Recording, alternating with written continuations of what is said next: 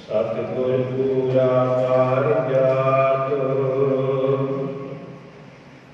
सिमरन सफल करै संग लीना। बान सरोवर सतगुरु कागह वंश जलम दुध पीना। गुर तीरथ दरियाओ है, पशु परेत करੈ पर बीना।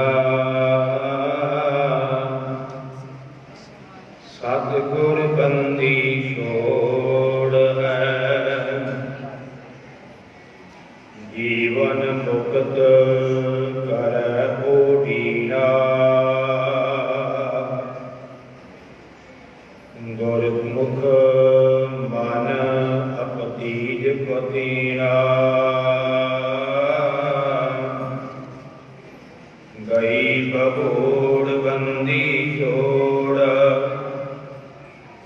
निरंकार दुखदारी, कर्म न जाना धर्म न जाना।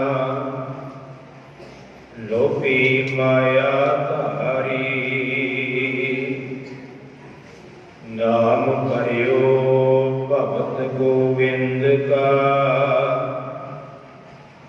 एह राखह पैज तुम्हारी, हर जियो निमाणिया तू मान। निजीजिया चीज करੈ मेरा गोविंद, तेरी कुदरत काओ कुर्बान।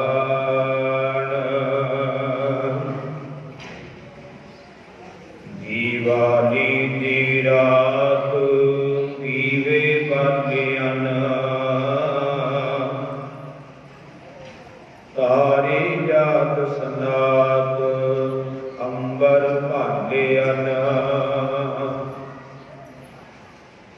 फुल्लां दी बागात चुन चुन चालियान। तीरथ जाति जात नैन निहालियन। वसाए जालियन, गुरमुख सुख फल दात। शब्द संभालियन, बाणी गुरु गुरु है बाणी। विच बाणी अमृत सारे, गुरबाणी कहै सेवक जन मन। परताप गुरु निस्तारे, गुरबाणी कहै सेवक जन मन। परताप गुरु निस्तारे।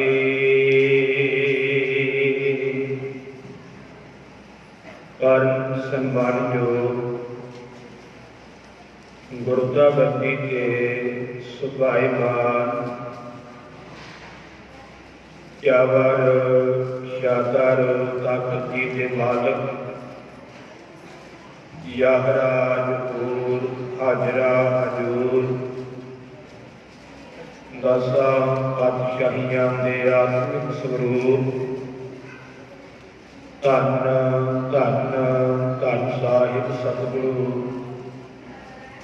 श्री गुरु ग्रंथ साहिब महाराज पातशाह जी की पावन पवित्र हजूरी अंदर। धन धन बाबा भाई जट साहिब जी के पवित्र अस्थानां ते सत संगत रूप होकर की हाजरियां भर रहे गुरु प्यारिओ गुरु सवारिओ सत्कार सहज गुर फतेह प्रवान करो। आपको जी वाहिगुरु जी का खालसा वाहिगुरु जी की फतेह। आप भागे हो जिन्हों सत संगत करन दा सुभाग समा। गरीब नवाज सतगुरु जी ने बख्शिश किया है। दीन दुनिया का पातशाह पातशाह हो पातशाह अडोला। दल भंजन गुर सूरमा वट जोधा बहु अर्थ पुकारी। वैरियां के दल नूं भंडण वाले नाश करन वाले योधे सूरमे सतगुरु परोपकारी सतगुरु। मेरी पीढ़ी के बालक छेवें पातशाह धन धन धन साहिब सतगुरु श्री गुरु हरगोबिंद साहिब महाराज। इन्हां दा अज पावन पवित्र बंदी छोड़ पवित्र दिहाड़ा है। समुचिया संगतां नूं बंदी छोड़ दिहाड़े दियां लख लख बधाइयां होण। अज के दीवाना अंदर बंदी छोड़ दिहाड़े द्वारा बंदी छोड़ दिहाड़े में समर्पित इतिहास आपां गुरु का सरवण करांगे। दूजा दिहाड़ा जो सनातन मतियां का है जिन्हों दिवाली का दिहाड़ा भी कहा जाता है वो भी अज है। सो हिंदू वीर उसनों अपने ढंग नाल मनाउंदे ने, उन्हां नूं मुबारक है। आपां दोनों दिहाड़ियां बारे ही विचार सरवण करांगे। एकाग्रता बनायो ताकि एक एक वचन सरवण करके लाहा प्राप्त करिए। ये दिहाड़ा आपां हर साल मनाउने हां, पर इस दिहाड़े में आपां केवल दीवे जगाउण तक सीमित नहीं रखना। जिथे बाहरी तौर पर दीवे जगाउने आ उत्थे अंदर भी गुरु की मत का गुरु के शब्द का दीपक जगाउणा है, ताकि साडे अंदर भी जो वहमां भरमां का अज्ञानता का हनेरा है वो हनेरा भी दूर हो सके। गुरमुख बंदी छोड़ का अर्थ की है? बंधना तो छुटकारा देने वाला। संक्षेप का अर्थ यही है कि बंधना तो मुक्त हो जाना, बंधना तो छुट जाना। आप हर साल मनाने हैं, कभी वाचिया कि असी बंधना तो मुक्त होए, असी बंधना तो छुटकारा पावे। हुण बंधन की ने सानू एक दो वचन मैं गुरबाणी में पहला आप जी के सामने रखना चाहना, फिर तुहानू मैं इस दिहाड़े का इतिहास सरवण करवावांगा। बंधन की किहड़े बंधन सानू पए हुए है, ये सुन के पता लगू कि सारियां नूं ये बंधन पए तां नहीं हुए। पावन गुरबाणी का वचन है, नानक औगण जेतड़े तेते करी जगीर। भारत के जिन्ने औगण ने ये समझ लो जीव को बंधन पए हुए, जिन्ने भी औगण ने। औगण का मतलब माड़े गुण, एक हुंदा गुण एक हुंदा औगण। माड़े जिहड़े गुण असीं धारण करते हैं ਪਾਤਸ਼ਾਹ ਕਹਿੰਦੇ ਕਿ ਜੀਵ ਦੇ ਬੰਧਨ ਦੇ ਜਿੰਨਾ ਚਿਰ ਬਾੜੀ ਔਗਣਾ ਤੋਂ ਇਹ ਰਹਿਤ ਨਹੀਂ ਹੁੰਦਾ ਉਹਨਾਂ ਚਿਰ ਇਹ ਬੰਧਨਾਂ ਵਿੱਚ ਫਸਿਆ ਹੋਇਆ। ਪਾਤਸ਼ਾਹ ਜੀ ਫਰਮਾਉਂਦੇ ਨੇ ਨਾਨਕ ਔਗਣ ਜਿੱਤੜੇ ਤੇਤੇ ਕਰੀ ਜੰਜੀਰ, ਜਿੰਨੇ ਔਗਣ ਨੇ ਇਹ ਸਾਡੇ ਗਲ ਵਿੱਚ ਜੰਜੀਰਾਂ ਪਈਆਂ ਨੇ, ਬੰਧਨ ਪਏ ਹੋਏ। ਇਹ ਗੁਣ ਹੋਣ ਤਾਂ ਕੱਟੀਆਂ ਸੇ ਭਾਈ ਸੇ ਵੀਰ, ਜੇ ਸਾਡੇ ਵਿੱਚ ਚੰਗੇ ਗੁਣ ਹੋਣਗੇ ਤੇ ਇਹ ਔਗਣਾ ਰੂਪੀ ਜਿਹੜੇ ਬੰਧਨ ਨੇ ਕੱਟੇ ਜਾਣਗੇ। ਸਿੱਧਾ ਜਿਹਾ ਅਰਥ ਹੈ ਕਿ ਜੇ ਇਹਨਾਂ ਬੰਧਨਾਂ ਨੂੰ ਕੱਟਣਾ ਹੈ ਤੇ ਸਾਨੂੰ ਗੁਰੂ ਮਤ ਅਨੁਸਾਰ ਦੱਸੇ ਹੋਏ ਗੁਣਾਂ ਦੇ ਧਾਰਨੀ ਹੋਣਾ ਪਵੇਗਾ। ਜਿਵੇਂ ਜਿਵੇਂ ਗੁਣ ਧਾਰਨ ਕਰਾਂਗੇ ਤਿਵੇਂ ਤਿਵੇਂ ਸਾਡੇ ਜਿਹੜੇ ਬੰਧਨ ਨੇ ਉਹ ਕੱਟੇ ਜਾਣਗੇ। ਖੇਡ ਤਾਂ ਗੁਣਾਂ ਦੀ ਹੈ ਨਾ। ਪਾਤਸ਼ਾਹ ਰਹਿਰਾਸ ਦੀ ਬਾਣੀ ਵਿੱਚ ਫਰਮਾਉਂਦੇ ਨੇ ਕਿ ਜੇ ਤੇਰੇ ਅੰਦਰੋਂ ਗੁਣ ਵਿਸਰ ਗਏ ਨਾ, ਚੰਗੇ ਗੁਣ ਤੋਂ ਵਿਸਾਰ ਦਿੱਤੇ, ਸਮਝ ਲਈ ਤੇਰਾ ਜੀਵਨ ਗਲ ਗਿਆ, ਤੇਰਾ ਜੀਵਨ ਖਤਮ ਹੋ ਗਿਆ। ਤੁਹਾਡੇ ਵਿੱਚੋਂ ਜਿਹੜੇ ਗੁਰਮੁਖ ਰਹਿਰਾਸ ਸਾਹਿਬ ਜੀ ਦਾ ਪਾਠ ਕਰਦੇ ਨੇ ਉਹਨਾਂ ਨੇ ਇਹ ਵਚਨ ਜ਼ਰੂਰ ਪੜ੍ਹਿਆ ਜਾਂ ਸੁਣਿਆ ਹੋਵੇਗਾ। ਆਸਾ ਮਹੱਲਾ ਪਹਿਲਾ। ਇਤ ਸਰਵਰੜੈ ਭਾਈ ਦੇ ਨਿਵਾਸਾ, ਬਾਣੀ ਪਾਵਕ ਤਿਨਹਿ ਕੀਆ, ਪਾਵਕ ਜੋ ਹੋ ਪਗ ਨਹੀਂ ਚਾਲੈ, ਹਮ ਦੇਖਾ ਤਹਿ ਡੂਬੀ ਅਗੇ। ਮਨ ਏਕ ਨ ਚੇਤ ਸਮੂੜ ਬਣਾ, ਹਰ ਬਿਸਰਤ ਤੇਰੇ ਗੁਣ ਜਪੈ। ਰੱਬ ਨੂੰ ਭੁੱਲਣ ਕਰਕੇ ਤੇਰੇ ਜੀਵਨ ਦੇ ਵਿੱਚੋਂ ਗੁਣ ਖਤਮ ਹੋ ਜਾਣੇ ਆ, ਔਗਣਾਂ ਨੇ ਡੇਰਾ ਲਾ ਲੈਣਾ। ਭਾਵ ਇਹ ਹੈ ਗੁਰੂ ਨੂੰ ਪਰਮੇਸ਼ਰ ਨੂੰ ਭੁੱਲਣ ਕਰਕੇ ਬੰਧਨ ਨੇ, ਬੰਧਨਾਂ ਦਾ ਕਾਰਨ ਹੀ ਰੱਬ ਨੂੰ ਭੁੱਲਣਾ ਹੈ। ਪਰਮੇਸ਼ਰ ਨੇ ਭੁੱਲਿਆ ਵਿਆਪਣ ਸਭੇ ਰੋਗ, ਬੇਮੁਖ ਹੋਏ ਰਾਮ ਦੇ ਲੱਗਣ ਜਨਮ ਵਿਜੋਗ। ਬੰਧਨ ਪਏ ਨੇ ਗੁਰੂ ਨੂੰ ਭੁੱਲਣ ਕਰਕੇ, ਪਰਮੇਸ਼ਰ ਨੂੰ ਭੁੱਲਣ ਕਰਕੇ। ਜਾਂ ਅਸੀਂ ਇੱਕ ਵਚਨ ਪੜ੍ਹਦੇ ਹਾਂ, ਲੱਭ ਅੰਧੇਰ ਬੰਦੀ ਖਾਨਾ, ਔਗਣ ਪੈਰ ਲੋਹਾਰੀ। ਪਾਤਸ਼ਾਹ ਕਰਨ ਲੱਗੇ ਨੇ ਤੇਰੇ ਅੰਦਰ ਲੱਭ ਦਾ ਹਨੇਰਾ ਹੈ, ਇਹ ਬੰਦੀ ਖਾਨਾ ਬਣ ਗਿਆ।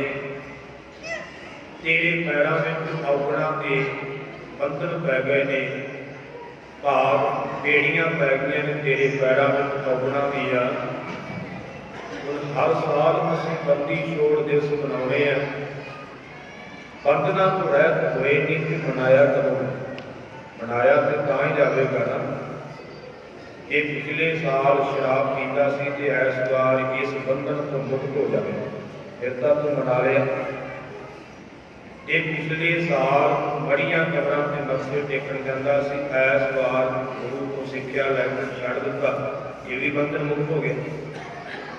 ਪਿਛਲੇ ਸਾਲ ਕੇਸ ਕਤਲ ਕਰਾਉਂਦਾ ਸੀ, ਇਸ ਵਾਰ ਗੁਰੂ ਨੇ ਕਿਰਪਾ ਕੀਤੀ ਕੇਸ ਰੱਖ ਲਏ, ਬੰਧਨਾਂ ਤੋਂ ਮੁਕਤ ਹੋ ਗਏ। ਔਖਾ ਨਹੀਂ ਗਾ ਕੋਈ, ਬਸ ਲੋੜ ਹੈ ਗੁਰੂ ਨੂੰ ਬਚਨ ਮੰਨਣ ਦੀ। ਜਿਵੇਂ ਜਿਵੇਂ ਬਚਨ ਮੰਨੀ ਕਰ ਜਾਓਗੇ ਬੰਧਨ ਆਪਣੇ ਆਪ ਹੀ ਕੱਟੀ ਜਾਣੇ। ਗੁਰੂ ਦੀ ਸਿੱਖਿਆ ਲੈ ਕਰਕੇ ਔਗਣ ਛੱਡ ਦੋਗੇ, ਔਗਣ ਹੀ ਬੰਧਨ ਨੇ। ਜਿਹੜਾ ਔਗਣ ਛੱਡ ਦਿੱਤਾ ਸਮਝ ਲਓ ਉਹ ਬੰਧਨ ਤੁਹਾਡਾ ਕੱਟਿਆ ਗਿਆ ਹੈ। ਪਰ ਬੰਧਨ ਨੂੰ ਕੱਟਣ ਵਾਸਤੇ ਗੁਰੂ ਅੱਗੇ ਮਰਨਾ ਪੈਂਦਾ, ਐਵੇਂ ਬੰਧਨ ਨਹੀਂ ਕੱਟੇ ਜਾਂਦੇ। ਧਿਆਨ ਦੇਣਾ, ਮੈਂ ਇੱਕ ਘਟਨਾ ਸੰਗਤ ਨੂੰ ਸਰਵਣ ਕਰਵਾਉਣਾ ਹੁੰਦਾ। ਵਿਦਵਾਨਾਂ ਨੇ ਘਟਨਾ ਲਿਖੀ, ਬੜੀ ਸੋਹਣੀ ਘਟਨਾ ਹੈ, ਪਰ ਉਹਦੇ ਵਿੱਚ ਸਿੱਖਿਆ ਬੜੀ ਕਮਾਲ ਦੀ ਹੁੰਦੀ। ਕਹਿੰਦੇ ਇੱਕ ਵਿਦੇਸ਼ੀ ਵਪਾਰੀ ਇੰਡੀਆ ਦੀ ਧਰਤੀ ਤੇ ਇੱਕ ਵਾਰ ਵਪਾਰ ਕਰਨ ਆਇਆ। ਉਹਦੇ ਨਾਲ ਉਹਦੀ ਕਿਸੇ ਨਾਲ ਸੱਜਣਤਾ ਆਈ ਸੀ, ਮਿੱਤਰਤਾ ਆਈ ਸੀ। ਜਾਣ ਲੱਗਿਆ ਉਹਦੇ ਮਿੱਤਰ ਨੇ ਉਹਨੂੰ ਇੱਕ ਤੋਤਾ ਭੇਟਾ ਕੀਤਾ, ਤੋਤਾ ਦਿੱਤਾ ਜੋ ਪਿੰਜਰੇ ਵਿੱਚ ਸੀ, ਬੜਾ ਸੋਹਣਾ ਬੋਲਦਾ ਸੀ। ਉਹ ਆਪਣੇ ਮਿੱਤਰ ਦੀ ਨਿਸ਼ਾਨੀ ਸਮਝ ਕਰਕੇ ਉਹਨੂੰ ਆਪਣੇ ਦੇਸ਼ ਵਿੱਚ ਲੈ ਗਿਆ। ਅੱਜ ਵੀ ਆਪਾਂ ਵੇਖਦੇ ਹਾਂ ਕਿ ਤੋਤੇ ਜਿਹੜੇ ਬੜਾ ਸੋਹਣਾ ਬੋਲਦੇ, ਹਾਂਜੀ ਸਿਖਾਇਆ ਜਾਂਦਾ ਵਾ। ਕਹਿੰਦੇ ਨੇ ਉਹ ਵਪਾਰੀ ਜਦੋਂ ਦੁਬਾਰਾ इंडिया की धरती से व्यापार करने वास्ते आउन लगा तो तोते को पूछता है कि मैं तेरे देश चलिया, तेरे भरावां दे कोल चलिया, कोई सुनेहा होवे ते दस दे। वो तोता बोल करके कहने लगा है कि सुनेहा यो ही है कि मेरे भरावां को पुछ के आवे कि मैं बंधना तो मुक्त किवें हो सकदा, मैं आजाद किवें हो सकदा। वो व्यापारी इंडिया की धरती से व्यापार करना आया, वापस जा रहा कि रस्ते में एक दरख्त के ऊपर कई तोते बैठे हुए ने। उन्होंने चेता आ गया तोतियां को वेख करके कि तोते ने मैंने एक सुनेहा दिता सी। हुण ये तोते बोलना नहीं जानते, भावें ये बोलना नहीं जानते पर इंसान की बोली फिर भी समझते हैं। उन्होंने सामने होकर के कहन लगा है कि तुहाडा भरा एक मेरे कोल उत्थे विदेश में, उन्होंने मैं पूछा सी आउन लग्या कोई सुनेहा, तो उन्हें तुहाडे ताईं एक सुनेहा भेजिया सी कि मेरे भरावां नूं पुछ के आयो कि मैं बंधना तो मुक्त किवें हो सकदा है, आजाद किवें हो सकदा है। ये सुनेहा मैं लै करके आया है, तुसीं इहदा जवाब दिओ। जदों इन्नी गल व्यापारी ने कीती, जिहड़े सारे तोते सी ना वो धरती ते क्यों डिग पए जिवें सारे मर गए। वो बड़ा हैरान होया कि इन्हां नूं की होया, मैं तो सुनेहा दिता ते ये सारे मर गए। वो उन्हां नूं उत्थे ही छड्ड करके वापस चला गया। अपने देश में पहुंचया, जब अपने घर पहुंचया है, घर के अंदर प्रवेश होया है तो तोता सामने उन्हें फिर आवाज दे करके पूछ लिया कि मेरा सुनेहा लै करके आए जी, मेरा सुनेहा दे करके ते उधरों कोई सुनेहा लै करके आए जी। वो व्यापारी कहने लगा तेरा सुनेहा की देना सी, मैं जब तेरा सुनेहा जा करके तेरे भरावां नूं तोतियां नूं दिता है कि तुहाडा भरा कहंदा है कि मैं बंधना तो मुक्त किवें होना है, आजाद किवें होना है। ते वो इन्नी गल सुनदियां सारे मर गए, पता नहीं की होया उन्हां। हुण जदों इधर पिंजरे वाले तोते ने सुनी ते उन्हें भी उदां ही कीता, वो भी पिंजरे दे विच क्यों लम्मे पै गया जिवें मौत हो गई। वो व्यापारी बड़ा हैरान होया, इहनूं की होया, इहदा सुनेहा सुन करके वो मर गए सी, उन्हां दा सुनेहा सुन करके ये मर गए। हुण व्यापारी ने समझिया कि तोता मर गया, पिंजरा खोलिया ते पिंजरे विचों उन्हें तोते नूं बाहर कढिया कि हुण तां मर गया, मेरे किहड़ा काम है। बाहर कट करके दूर रखिया, अजे रख के वापस मुड़िया ते तोता उडारी मार करके बनेरे ते बैठ गया। ते उस व्यापारी नूं कहण लगा तुहाडा धन्नवाद, तुसीं मेरे भरावां दा सुनेहा लै करके आए। वो व्यापारी बड़ा हैरान होया, कहण लगा सुनेहा काहदा लैके आया, वो तां मर गए सी।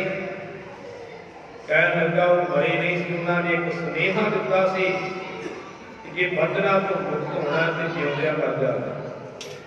उन्होंने सुनेहा दिता सी, तैनूं समझ नहीं आई।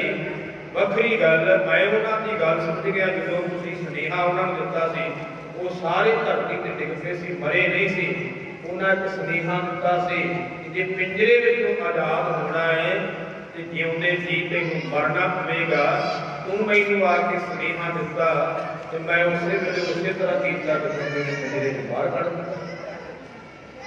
गल इत्थे तोते दी नहीं, इसका समझाने वास्ते विद्वानां ने एक दृष्टांत करिया। असल में गल साडी है कि असीं बंधना तो मुक्त होना है, गुरु अगे मरना पैना। मरण का अर्थ इस शरीर करके ही, शरीर करके मरना। मरना बंदा अपनी सियाणप वालों, अपनी मत वालों, भाव अपनी मत छड्ड देनी, अपनी सियाणप छड्ड देनी। जो सतगुरु जी कहते हैं उन्होंने सिर मत्थे प्रवान करना, मन लेना, जिसनों गुरबाणी में किया है जिस प्यारे सो देवो, जिस आज्ञा पर चली है ਢਿਗ ਜੀਵਨ ਸੰਸਾਰ ਤਾਕੈ ਖਾਚੈ ਜੀਵਣਾ। ਜਿਸ ਪਿਆਰੇ ਦੇ ਨਾਲ ਪਿਆਰ ਹੈ ਉਹਦੇ ਅੱਗੇ ਮਰ ਜਾਣਾ ਚਾਹੀਦਾ ਹੈ। ਜਿਹਨੂੰ ਗੁਰਬਾਣੀ ਵਿੱਚ ਲਿਖਿਆ ਸ਼ਬਦ ਮਰਹੇ ਫਿਰ ਨਾ ਮਰਹੇ ਤਾਂ ਸੇਵਾ ਪਵੈ ਸਭ ਖਾਏ। ਜਿਹੜਾ ਸ਼ਬਦ ਨਾਲ ਮਰ ਜਾਂਦਾ ਹੈ ਉਹ ਵਾਰ-ਵਾਰ ਨਹੀਂ ਮਰਦਾ, ਉਹਦੀ ਸੇਵਾ ਖਾਈ ਪੈਂਦੀ ਹੈ। ਇਸ ਕਰਕੇ ਗੁਰਮੁਖੋ ਜਿਉਂਦੇ ਜੀ ਮਰਨ ਤੋਂ ਭਾਵ ਹੁੰਦਾ, ਜਿਵੇਂ ਭਾਈ ਗੁਰਦਾਸ ਜੀ ਨੇ ਲਿਖਿਆ ਹੈ, ਮੁਰਦਾ ਹੋਏ ਮੁਰੀਦ ਨਾ ਗੱਲੀ ਹੋਵਣਾ। ਗੁਰੂ ਦਾ ਸੇਵਕ ਬਣਨਾ ਇੱਕ ਮੁਰਦੇ ਵਰਗਾ ਬਣਨਾ। ਹੁਣ ਆਪਾਂ ਹੈਰਾਨ ਹੋਵਾਂਗੇ, ਮੁਰਦੇ ਵਰਗਾ ਕਿਉਂ ਬਣ ਜਾਈਏ? ਜਦੋਂ ਕੋਈ ਬੰਦਾ ਚੜ੍ਹਾਈ ਕਰਦਾ ਉਹਨੂੰ ਆਪਾਂ ਮੁਰਦਾ ਕਹਿੰਦੇ, ਜਿਹਦੇ ਸੁਆਹ ਨਾ। ਹੁਣ ਮੁਰਦੇ ਨੂੰ ਚਾਰ ਭਰਾ ਚੁੱਕ ਕੇ ਲਿਜਾਂਦੇ ਨੇ। ਹੁਣ ਕਦੀ ਮੁਰਦੇ ਨੇ ਉਹਨਾਂ ਚੁੱਕਣ ਵਾਲਿਆਂ ਨੂੰ ਕਦੇ ਨਹੀਂ ਕਿਹਾ ਕਿ ਮੈਨੂੰ ਇੱਧਰ ਨਾ ਲੈ ਕੇ ਜਾਓ, ਮੈਂ ਇੱਧਰ ਨਹੀਂ ਜਾਣਾ, ਮੈਂ ਉੱਧਰ ਨਹੀਂ ਜਾਣਾ। ਜਿੱਧਰ ਉਹ ਚਾਰ ਭਰਾ ਲੈ ਜਾਣਗੇ ਉਧਰ ਤੁਰ ਜਾਵੇਗਾ। ਸਿੱਖਾ ਤੂੰ ਵੀ ਮੁਰਦੇ ਵਰਗਾ ਬਣ ਜਾ ਤੇ ਗੁਰੂ ਨੂੰ ਸਮਰਪਿਤ ਹੋ ਜਾ। ਜਿੱਧਰ ਗੁਰੂ ਲੈ ਕੇ ਜਾਵੇ ਉਹਨਾਂ ਨੂੰ ਤੁਰ ਪਈ, ਦੂਜੇ ਪਾਸੇ ਜਾਣ ਦੀ ਦਿਸ਼ਾ ਨਾ ਕਰੇ। ਭਾਵ ਅਰਥ ਇਹ ਹੈ ਕਿ ਉਹਦੇ ਮਰਨ ਦਾ ਕਿ ਭਾਵ ਆਪਣੀ ਮਤ ਨਹੀਂ ਵਰਤਣੀ। ਜੋ ਗੁਰੂ ਨੇ ਕਹਿਣਾ ਹੈ ਉਸ ਨੂੰ ਪ੍ਰਵਾਨ ਕਰਨਾ ਹੈ, ਤਾਂ ਬੰਧਨਾਂ ਤੋਂ ਮੁਕਤ ਹੋਵਾਂਗੇ। ਅੱਜ ਬੰਦੀ ਜੋੜ ਦਿਵਸ ਹੈ ਤੇ ਆਪਾਂ ਅਰਦਾਸ ਕਰੀਏ ਕਿ ਦਾਦਾ ਸਾਨੂੰ ਬੰਧਨਾਂ ਤੋਂ ਮੁਕਤ ਕਰ, ਅਸੀਂ ਵੀ ਇਹਨਾਂ ਬੰਧਨਾਂ ਤੋਂ ਮੁਕਤ ਹੋ ਸਕੀਏ। ਇਤਿਹਾਸ ਤੁਹਾਡੇ ਸਾਹਮਣੇ ਰੱਖਾਂ। ਜਦੋਂ ਅਸੀਂ ਇਤਿਹਾਸ ਪੜ੍ਹਦੇ ਹਾਂ ਤਾਂ ਧੰਨ ਗੁਰੂ ਅਰਜਨ ਦੇਵ ਪਾਤਸ਼ਾਹ ਜੀ ਦੇ ਇਤਿਹਾਸ ਤੋਂ ਹੀ ਸਾਨੂੰ ਖਰਬਤਾ ਕਰਨੀ ਪੈਣੀ।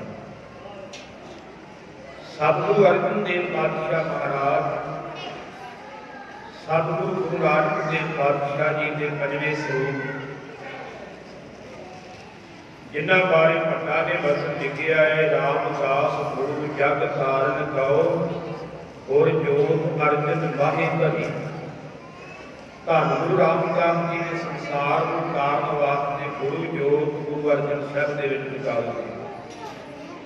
ਜਿਨ੍ਹਾਂ ਬਾਰੇ ਭੱਟਾ ਨੇ ਲਿਖਿਆ ਹੈ, ਜਪਿਆਉ ਜਿਨ ਅਰਜਨ ਦੇਵ ਗੁਰੂ ਫਿਰ ਸੰਕਟ ਜੋਨ ਗਰਭ ਨਾ ਆਇਓ। ਇਹ ਗੁਰੂ ਅਰਜਨ ਦੇਵ ਪਾਤਸ਼ਾਹ ਜੀ ਜਿਨ੍ਹਾਂ ਨੇ ਤੁਹਾਨੂੰ ਜਪਿਆ ਉਹ ਜੰਮਣ ਮਰਨ ਦੇ ਗੇੜ ਵਿੱਚ ਨਹੀਂ ਆਏ। ਜਿਨ੍ਹਾਂ ਬਾਰੇ ਭੱਟਾ ਨੇ ਲਿਖਿਆ ਹੈ ਕਿ ਭਟ ਮਥੁਰਾ ਕਛ ਭੇਦ ਨਹੀਂ ਗੁਰ ਅਰਜਨ ਪ੍ਰਤਾਖੀ ਹਰ। ਮਥੁਰਾ ਭੱਟ ਜੀ ਕਹਿੰਦੇ ਕੋਈ ਫਰਕ ਨਹੀਂ, ਧੰਨ ਗੁਰੂ ਅਰਜਨ ਸਾਹਿਬ ਪ੍ਰਤਾਪ ਰੱਬ ਨੇ। ਜਿਨ੍ਹਾਂ ਬਾਰੇ ਭੱਟਾ ਨੇ ਲਿਖਿਆ, ਕਲਯੁਗ ਜਹਾਜ ਅਰਜਨ ਗੁਰੂ ਸਗਲ ਸ੍ਰਿਸ਼ਟ ਲਗ ਪੇ ਤਰਹੁ। ਕਲਯੁਗ ਦੇ ਅੰਦਰ ਸੰਸਾਰ ਅੰਦਰ ਤਾਰਨ ਵਾਲੇ ਨੇ ਜਹਾਜ਼ ਦੀ ਨਿਆਈ ਧੰਨ ਗੁਰੂ ਅਰਜਨ ਦੇਵ ਪਾਤਸ਼ਾਹ। ਇਹ ਸਾਰੀ ਸ੍ਰਿਸ਼ਟੀ, ਇਹ ਸਾਰੀ ਦੁਨੀਆ ਇਹ ਕਰਨਾ ਹੈ ਕਿ ਗੁਰੂ ਅਰਜਨ ਸਾਹਿਬ ਦੇ ਚਰਨੀ ਲਗ ਕੇ ਉਤਾਰ ਲਿਆ ਜਾਵੇ। ਜਿਨ੍ਹਾਂ ਬਾਰੇ ਭਗਤ ਲਿਖਦੇ ਕਿ ਮੂਰਤ ਪੰਜ ਪ੍ਰਮਾਣ ਪੁਰਖ ਗੁਰੂ ਅਰਜਨ ਪਿੱਖ ਹੁਨੈਣ। ਜਿਹਨੇ ਗੁਰੂ ਨਾਨਕ ਨੂੰ ਵੇਖਣਾ ਹੈ ਪੰਜਵਾਂ ਸਰੂਪ ਗੁਰੂ ਅਰਜਨ ਸਾਹਿਬ ਨੂੰ ਤੱਕ ਲੈ। ਐਸੇ ਮਹਾਨ ਸਤਿਗੁਰੂ ਸ਼੍ਰੀ ਗੁਰੂ ਅਰਜਨ ਦੇਵ ਪਾਤਸ਼ਾਹ ਜੀ ਜਿਨ੍ਹਾਂ ਨੇ ਸਾਡੇ ਤੇ ਅਨੰਤ ਪਰਉਪਕਾਰ ਕੀਤੇ ਨੇ, ਜਿਨ੍ਹਾਂ ਦੀ ਕੋਈ ਗਿਣਤੀ ਨਹੀਂ। ਸਤਿਗੁਰੂ ਅਰਜਨ ਦੇਵ ਪਾਤਸ਼ਾਹ ਜੀ ਦੀ ਮਹਾਨ ਸ਼ਹਾਦਤ ਹੁੰਦੀ ਹੈ। ਸ਼ਹਾਦਤ ਤੋਂ ਪਹਿਲਾਂ ਗੁਰੂ ਅਰਜਨ ਦੇਵ ਪਾਤਸ਼ਾਹ ਜੀ ਨੇ ਗੁਰਿਆਈ ਆਪਣੇ ਸਾਹਿਬਜ਼ਾਦੇ ਸ਼੍ਰੀ ਗੁਰੂ ਹਰਗੋਬਿੰਦ ਸਾਹਿਬ ਜੀ ਨੂੰ ਦਿੱਤੀ ਹੈ। ਧੰਨ ਗੁਰੂ ਹਰਗੋਬਿੰਦ ਸਾਹਿਬ ਮਹਾਰਾਜ ਜੀ ਦੀ ਉਸ ਵੇਲੇ ਉਮਰਾ ਵਿਦਵਾਨਾਂ ਦੀ ਲਿਖਤ ਮੁਤਾਬਕ 11 ਸਾਲ ਦੀ ਸੀ, 12ਵਾਂ ਸਾਲ ਚੱਲ ਰਿਹਾ ਸੀ। ਸਤਿਗੁਰੂ ਅਰਜਨ ਦੇਵ ਪਾਤਸ਼ਾਹ ਨੇ ਸ਼ਹਾਦਤ ਤੋਂ ਪਹਿਲਾਂ ਗੁਰਿਆਈ ਦੇ ਕਰਕੇ ਆਪਣੇ ਸਾਹਿਬਜ਼ਾਦੇ ਨੂੰ ਇਹ ਬਚਨ ਕਹੇ ਸਨ ਕਿ ਹੁਣ ਕੇਵਲ ਗੁਰਿਆਈ ਨਹੀਂ, ਹੁਣ ਤਖਤ ਦੀ ਰਚਨਾ ਕਰਨੀ ਹੈ, ਮੀਰੀ ਤੇ ਪੀਰੀ ਦੇ ਧਾਰਨੀ ਹੋਣਾ ਹੈ ਅਤੇ ਫੌਜਾਂ ਰੱਖਣੀਆਂ ਨੇ, ਜੰਗ ਦੀ ਤਿਆਰੀ ਕਰਨੀ ਹੈ। ਜਿੱਥੇ ਪ੍ਰਚਾਰ ਦੀ ਵਿਚਾਰ ਹੈ ਉੱਥੇ ਹੁਣ ਤਲਵਾਰ ਦੀ ਵੀ ਲੋੜ ਹੈ। ਸੋ ਗੁਰੂ ਪਿਆਰ ਵਾਲਿਓ, ਸਤਿਗੁਰੂ ਅਰਜਨ ਦੇਵ ਪਾਤਸ਼ਾਹ ਮਹਾਰਾਜ ਜੀ ਦੀ ਸ਼ਹਾਦਤ ਹੁੰਦੀ ਹੈ। ਸ਼ਹਾਦਤ ਦੇ 4 ਕਾਰਨ ਵਿਦਵਾਨਾਂ ਨੇ ਲਿਖੇ ਨੇ, ਮੈਂ ਸਮੇਂ ਦੀ ਸੀਮਾ ਕਰਕੇ ਵਿਸਥਾਰ ਨਹੀਂ ਕਰਾਂਗਾ। केवल टूक मात्र तुहाडे सम्मुख रखांगा। पहला कारण जहांगीर बादशाह खुद, दूजा कारण शेख अहमद शाह सरहंदी जो शेख फतेह का चेला है। आ शेख फतेह की कबर बनी साढ़े सिख भरा उत्ते कीरां लैके जाते। मत मारी की गुरु को शेख फतेह गुरु अर्जन साहब को शहीद करवाने वाला ते असीं उहदे दर ते कीरां लैके जाइए, दुश्मन ना बन गया गुरु दे। ध्यान देना। दूजा कारण ये, मैं कुछ सुनिया सुनाइया गल्लां नहीं कर रहा, मेरे को लिखत है इस चीज़ की। तुहाडे जो कोई लिखत दिखा दे जिथे लिखिया हो कि शेख फतेह गुरु का सिख होया, या शेख फतेह गुरु का सेवक होया है, या शेख फतेह गुरु साहब के डंगरां का बागी होया है, ये सुनिया सुनाइया गल्लां असीं नहीं बनते। जां कोई प्रूफ दिओ किहड़े ग्रंथ विच लिखिया है। जिन्हां ने कबर की पूजा चलानी उन्होंने तो कई गल्लां बनाउणियां। ध्यान दे, लिखत दिखाओ जिथे लिखिया हो। हालांकि तरनताਰਨ साहब सारे तुसीं जाणदे जे, किन्ने उत्थे स्थानां दे आपां दर्शन करते हैं, पर तुसीं कोई उत्थे ऐसा स्थान वेखिया कि जिहदा इतिहास मिलदा होवे इत्थे सतगुरु पातशाह ने माल डंगर रखिया सी जी, ये हवेली साहब गुरुद्वारा। ये माल डंगर रखिया तो पातशाह हवेली च जाणगे ना देखण वास्ते। सतगुरां दे जिथे चरण पैणगे उत्थे स्थान ते बनना ही बनना। जदों पातशाह ने उत्थे माल डंगर ही रखिया नहीं गा ते फिर शेख फतेह बागी काहदा बन गया? सवाल तो ये। दूजा कारण ये, तीजा कारण चंदू सी जो बादशाह जहांगीर का दीवान सी। इहदी लड़की जवान हुई, इसने लागियां को कहा कि मेरी लड़की का रिश्ता तय करके आना। बार वो समा सी जदों लागी सिख रिश्ता तय करके आते सन। लागी रिश्ता लभण वास्ते गए लाहौर की धरती से विचरे, किते रिश्ता ना लभा क्योंकि चंदू दीवान सी, बहुत अमीर सी, अपने बराबर का लभना सी। हुण वो लागी आकर के अमृतसर आए कि धन गुरु अर्जन देव पातशाह जी के साहिबजादे नाल गुरु हरगोबिंद साहब जी के नाल चंदू की लड़की का रिश्ता तय हो गया। जदों वापस गए ने, चंदू ने पूछा कि बार लभा कि नहीं। उस वेले गुरु प्यार वाले कहन लगे वार तो बड़ा सोहना लभा है।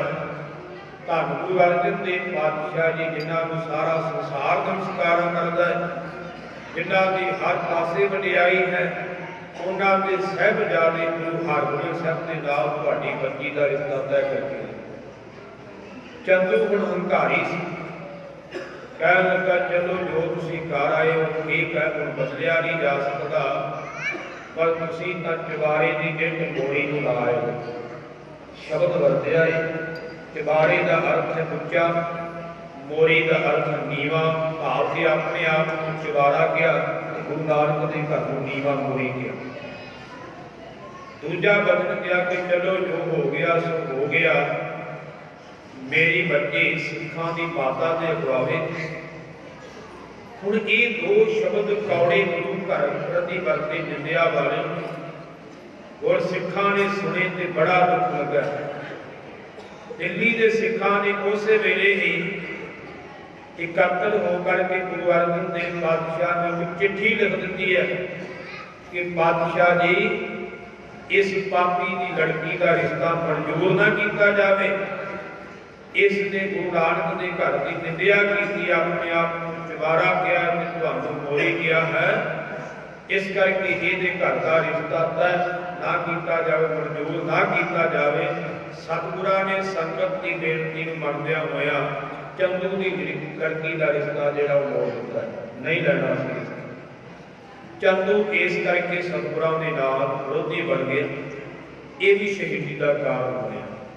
पर एक घरेलू लड़ाई सी, बहुत बड़ा कारण नहीं सी, छोटा जा कारण। चौथा कारण जिहड़ा है वो सतगुरां दे घर विचों पैदा होया। सतगुरां दा वड्डा भरा प्रिथी चंद, गुरु अर्जन देव पातशाह का वड्डा भरा प्रिथी चंद जिहड़ा बड़ी ईर्खा करता सी गुरु अर्जन देव पातशाह दे नाल। गुरियाई धन गुरु रामदास जी ने गुरु अर्जन देव पातशाह जी दित्ती है ਇਹਦੇ ਮਨ ਦਾ ਵਿਚਾਰ ਸੀ ਕਿ ਮੈਂ ਵੱਡਾ ਤੇ ਮੈਂ ਹੱਕਦਾਰ ਹਾਂ। ਗੱਲ ਇੱਥੇ ਵੱਡੇ ਛੋਟੇ ਦੀ ਨਹੀਂ, ਗੁਰੂ ਘਰੋਂ ਬਖਸ਼ਿਸ਼ ਉਹਨੂੰ ਮਿਲਦੀ ਹੈ ਜਿਹਨੇ ਹੁਕਮ ਮੰਨਿਆ, ਭਾਵੇਂ ਕੋਈ ਵੱਡਾ ਤੇ ਭਾਵੇਂ ਕੋਈ ਛੋਟਾ। ਇੱਥੇ ਅਹੁਦਾ ਨਹੀਂ ਵੇਖਿਆ ਜਾਂਦਾ, ਇੱਥੇ ਪ੍ਰੇਮ ਭਾਵਨਾ ਸ਼ਰਧਾ ਵੇਖੀ ਜਾਂਦੀ ਹੈ।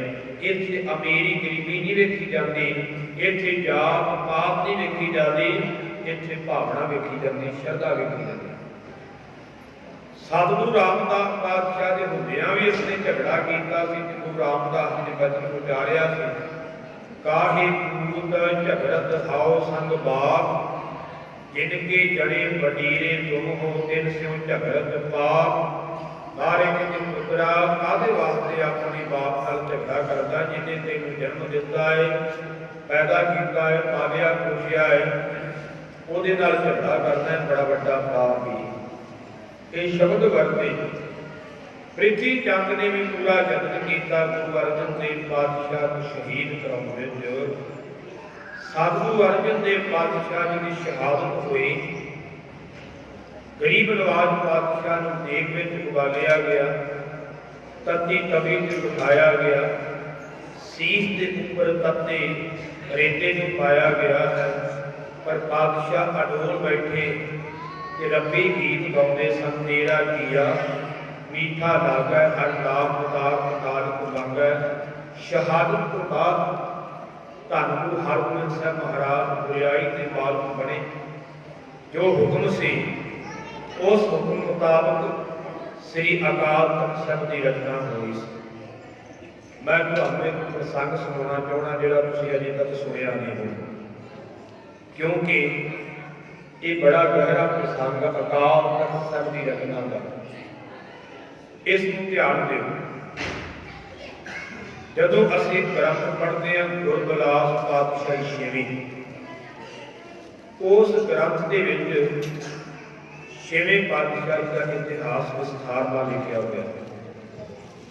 ਉਸ ਗ੍ਰੰਥ ਦੇ ਵਿੱਚ ਬੜੇ ਅਮੋਲਕ ਵਚਨ ਲਿਖੇ ਨੇ ਕਿ ਜਦੋਂ ਗੁਰੂ ਹਰਗੋਬਿੰਦ ਸਾਹਿਬ ਨੇ ਤਖ਼ਤ ਦੀ ਰਚਨਾ ਕੀਤੀ ਹੈ, ਤਖ਼ਤ ਦੀ ਰਚਨਾ ਤੋਂ ਪਹਿਲਾਂ ਅਕਾਲ ਪੁਰਖ ਵਾਹਿਗੁਰੂ ਆਪ ਚੱਲ ਕਰਕੇ ਆਇਆ ਤੇ ਅਕਾਲ ਪੁਰਖ ਵਾਹਿਗੁਰੂ ਨੇ ਦਰਸ਼ਨ ਦਿੱਤੇ ਨੇ। ਕਿਹਨੂੰ ਕਿਹਨੂੰ ਦਿੱਤੇ ਨੇ ਉਹ ਵੀ ਦੱਸਿਆ, ਮੈਂ ਬਸ ਤੁਹਾਡੇ ਨਾਲ ਸਾਂਝੇ ਕਰਨ ਲੱਗਾ। ਗੁਰੂ ਪਿਆਰੇ ਗੁਰਬਿਲਾਸ ਪਾਤਸ਼ਾਹੀ ਵਿੱਚ ਲਿਖਿਆ ਹੈ ਕਿ ਆਸ ਭਗਵਾਨ ਕੀ ਬਚਨ ਸੁਣ ਫਿਰ ਆਪਣੇ ਦਰਸ਼ਨ ਦਿੱਤੇ। ਕਿਹਨੂੰ ਕਿਹਨੂੰ ਦਿੱਤੇ ਨੇ? ਗੁਰਦਾਸ ਬੁੱਢਾ ਗੋਬਿੰਦ ਹਰ ਗੰਗ ਗਿਆਨ ਮਨ ਪਾਏ। ਭਾਈ ਗੁਰਦਾਸ ਜੀ, ਬਾਬਾ ਬੁੱਢਾ ਜੀ, ਗੁਰੂ ਹਰਗੋਬਿੰਦ ਸਾਹਿਬ ਤੇ ਮਾਤਾ ਗੰਗਾ ਜੀ ਚੰਦ, ਇਹਨਾਂ ਚਾਰਾਂ ਨੂੰ ਅਕਾਲ ਪੁਰਖ ਦੇ ਦਰਸ਼ਨ ਹੋਏ। ਜਿਵੇਂ ਲਿਖਿਆ ਚੰਦ ਗੁਰਦਾਸ ਬੁੱਢਾ ਗੋਬਿੰਦ ਹਰ ਗੰਗ ਗਿਆਨ ਮਨ ਪਾਏ। ਭਗਵੰਤ ਦਰਸ ਇਨ ਚਾਰੋਂ ਪਾਇਓ, ਭਇਓ ਗਿਆਨ ਮਨ ਸ਼ੋਕ ਮਿਟਾਇਓ। ਰੱਬ ਦਾ ਦਰਸ਼ਨ ਇਹਨਾਂ ਚਾਰਾਂ ਨੇ ਹੋਣਾ। ਫਿਰ ਧਿਆਨ ਦਿਓ, ਭਗਵੰਤ ਦਰਸ਼ ਇਨ ਚਾਰੋਂ ਪਾਇਓ, ਭਇਓ ਗਿਆਨ ਮਨ ਸ਼ੋਕ ਮਿਟਾਇਓ। ਭਗਵੰਤ ਚਰਨ ਵੰਦਨਾ ਕੀਤੀ, ਚਾਰੋਂ ਮਿਲ ਅਤ ਹੋਏ ਅਧੀਨੀ। ਫਿਰ ਇਹਨਾਂ ਚਾਰਾਂ ਨੇ ਬੜੀ ਭਾਵਨਾ ਦੇ ਨਾਲ ਗੁਰੂ ਹਰਗੋਬਿੰਦ ਸਾਹਿਬ, ਭਾਈ ਗੁਰਦਾਸ ਜੀ, ਬਾਬਾ ਬੁੱਢਾ ਜੀ ਤੇ ਮਾਤਾ ਗੰਗਾ ਜੀ ਨੇ ਬੜੇ ਪ੍ਰੇਮ ਦੇ ਨਾਲ ਅਕਾਲ ਪੁਰਖ ਦੇ ਚਰਨਾਂ ਤੇ ਨਮਸਕਾਰ ਕੀਤੀ ਹੈ। ਫਿਰ ਅਕਾਲ ਪੁਰਖ ਵਾਹਿਗੁਰੂ ਜੀ ਨੇ ਧੰਨ ਗੁਰੂ ਹਰਗੋਬਿੰਦ ਸਾਹਿਬ ਜੀ ਨੂੰ ਸੰਬੋਧਨ ਕਰਕੇ ਕੁਝ ਬਚਨ ਕਹੇ। ਉਹਨਾਂ ਦਾ ਜ਼ਿਕਰ ਅੱਗੇ ਆਉਂਦਾ ਹੈ, ਉਹ ਬਚਨ ਅਸੀਂ ਪੜ੍ਹਦੇ ਹਾਂ। ਅਕਾਲ ਪੁਰਖ ਕੁਲ ਬਚਨ ਉਚਾਰੇ, ਹਰ ਗੋਬਿੰਦ ਸੁਣੀਐ ਦਿਲ ਧਾਰੇ। ਅਕਾਲ ਪੁਰਖ ਨੇ ਫਿਰ ਬਚਨ ਉਚਾਰਨ ਕੀਤੇ ਨੇ ਕਿ ਹੇ ਹਰ ਗੋਬਿੰਦ ਜੀ, ਕਿਰਪਾ ਕਰਕੇ ਇਹ ਬਚਨ ਸੁਣਨਾ ਕਰੋ। ਹੁਣ ਕੋਈ ਸਵਾਲ ਕਰ ਸਕਦਾ ਕਿ ਅਕਾਲ ਪੁਰਖ ਕਿਵੇਂ ਆ ਗਏ? ਧਿਆਨ ਦਿਓ, ਮੈਂ ਗੁਰਬਾਣੀ ਦੇ ਦੋ ਬਚਨ ਸੁਣਾ ਦੇਵਾਂ। ਅਕਾਲ ਪੁਰਖ ਵਾਹਿਗੁਰੂ ਧੰਨ ਗੁਰੂ ਅਰਜਨ ਸਾਹਿਬ ਦੇ ਵੇਲੇ ਵੀ ਆਏ। ਅਸੀਂ ਬਚਨ ਪੜ੍ਹਦੇ, ਇੱਥੇ ਸਭੇ ਥਾ नहीं तुद जेहिया बदोह पुरख विधाता ताम सोहिया वस्ती सगन आरंभवार अनूप रामदास पुर हरहा नानक कसमल जाहि नाया रामदास हर। जदों इस शब्द की व्याख्या करिए मिठे सफे आप नहीं तुम जेहिया हे गुरु रामदास पातशाह दुनिया के सारे थां वेख गए ने तेरे स्थान वर्गा तेरे थां वर्गा हो कोई थां नहीं गा। अगला वचन है बदोह पुरख विधाता है, ये तेरा जो स्थान है ये खुद वाहिगुरु ने आप बनाया। बदोह पुरख विधाता, विधाते का अर्थ वाहिगुरु परमेश्वर। बदोह पुरख विधाता है, पुरख विधाते ने वाहिगुरु ने आप बनिया है, आप बनाया है, तां तू सोहिया तां तू शोभा पा रहा, तां तेरे वर्गा होर कोई स्थान नहीं गा।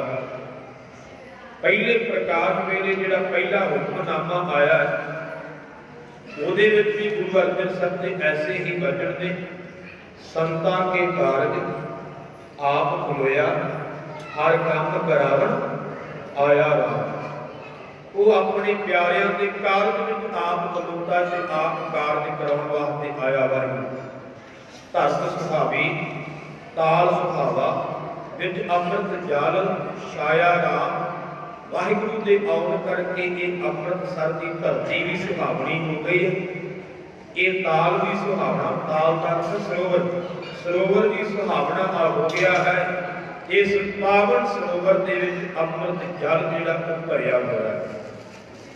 अज कई नकमे कहणगे जी इत्थे पानी है, पानी नहीं, गल भावना की होंदी है। भावना ही अमृत है, जे भावना नहीं तो अमृत भी अमृत नहीं। पंज प्यारे सरकारां को अमृत छकते हैं, जिन्हां की भावना शुद्ध नहीं वो पांच पांच छे छे बार छक के भी छड़ देते, क्योंकि उन्होंने पानी समझे अमृत समझे। अमृत नूं भी अमृत नहीं समझिया। गल भावना ते डिपेंड करती है। जिन्हां की अज भी भावना जो गुरु रामदास जी के सरोवर के अमृत नूं अमृत समझ करके वरतते ने तां गुरमुखो किसी की निगाह सही हो जाती, किसी का कैंसर का रोग कटिया जाता। मैं उन्होंने परिवारों में मिला सकता जिन्हों के रोग ठीक हुए।